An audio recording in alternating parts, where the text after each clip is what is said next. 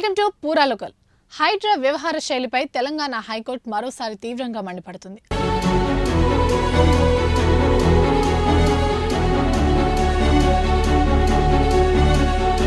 పేద మధ్యతరగతి వర్గాలపై పెట్టినంత శ్రద్ధ సంపన్న వర్గాలపై ఎందుకు చూపించడం లేదని హైడ్రాను నిలదీసింది. మియాపూర్ దుర్గం చెరువుల అక్రమాలపై ఇప్పటివరకు ఏం చేశారంటూ హైడ్రాను నిలదీసింది. పేద మధ్యతరగతి వాళ్లే మీ టార్గెట్ అని ప్రశ్నించింది. తెలంగాణ రాష్ట్రంలో ప్రముఖులకు ఏమైనా ప్రత్యేక చట్టం ఉందా అంటూ సందేహం వ్యక్తం చేసింది. అందరికీ ఒకేలా న్యాయం జరిగితేనే హైడ్రా ఏర్పాటుకు సంపూర్ణమని స్పష్టం చేసింది. హైడ్రా పనితీరు అంత ఆశాజనకంగా లేదని ఉన్నత న్యాయస్థానం అభిప్రాయం వ్యక్తం చేసింది. రేవంత్ రెడ్డి సారథ్యంలో ప్రభుత్వం అక్రమ నిర్మాణాలను కూల్చేసేందుకు హైడ్రాను ఏర్పాటు చేసింది.